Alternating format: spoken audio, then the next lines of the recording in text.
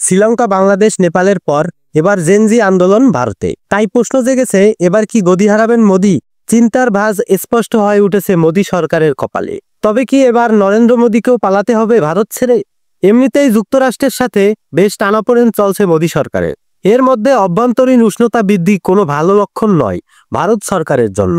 কোনো বিশেষজ্ঞ তো ভারত সেনা অভ্যুত্থানের কথাও বলছেন, কারণ দীর্ঘদিন ক্ষমতায় থেকে বিরোধী দল ও মতকে দমন করে আসছে মোদি সরকার, যা সেনাদের অন্দরমহলে নাকি আলোচনা সমালোচনার সৃষ্টি করছে। মাত্র 1 বছরের মধ্যে ভারতের আশেপাশে যা ঘটছে তা ভারতের শাসক শ্রেণীর কাছে খুবই চিন্তার বিষয়। শ্রীলঙ্কা থেকে বাংলাদেশ আর এখন নেপাল পর্যন্ত ভারতের সব প্রতিবেশী রাষ্ট্রে রাজনৈতিক পালাবদল হচ্ছে গণবিক্ষোভ বা গণ অভ্যুত্থানের মধ্য দিয়ে, এবং সেগুলো যখন শুরু হচ্ছে বোঝাও যাচ্ছে না যে ওই ছোট্ট ইস্যুগুলো হঠাৎই এক বিরাট চেহারা নেবে।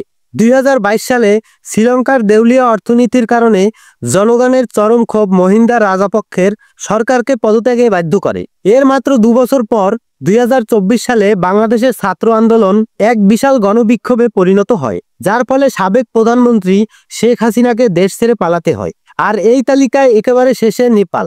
সোশ্যাল মিডিয়া বন্ধের মতো একটি ইস্যুকে কেন্দ্র করে বিক্ষোভ এটাই তীব্র হয়ে পড়ল যে প্রধানমন্ত্রী কপি শর্মা ওলি পদত্যাগ করে বাঁচতে পারেননি, পালিয়েছেন। কোথায় পালিয়েছেন কেউ জানেও না। এখনো অনেকে বলছে ভারতেই আছেন, কেউ বলছেন তিনি দুবাইতে অবস্থান করছেন। দক্ষিণ এশিয়ার রাজনীতিতে যেন শুরু হয়েছে ডমিনো ইফেক্ট। নেপালে যখন জেনারেশন জেড এর তরুণদের বিক্ষোভে দেশ কাঁপছে, ঠিক সেই সময় ভারতের বিহার রাজ্যেও ছাত্র তরুণদের আন্দোলনে রাজপথ প্রকম্পিত হয়ে উঠেছে। বিহারের হাজার হাজার চাকরি প্রত্যাশী তরুণ শিক্ষক নিয়োগের শূন্যপদ কমানোর প্রতিবাদে রাজপথে নেমে এসেছেন। এতে রাজধানী পাটনার গুরুত্বপূর্ণ সড়কগুলো কার্যত অচল হয়ে পড়েছে। গত 9 সেপ্টেম্বর মঙ্গলবার সকাল থেকে প্রায় 3000 বিক্ষোভকারী তরুণ পাটনা কলেজ প্রাঙ্গণে জড়ো হয়ে মুখ্যমন্ত্রী নীতিশ কুমারের বাসভবনের উদ্দেশ্যে মিছিল শুরু করেন।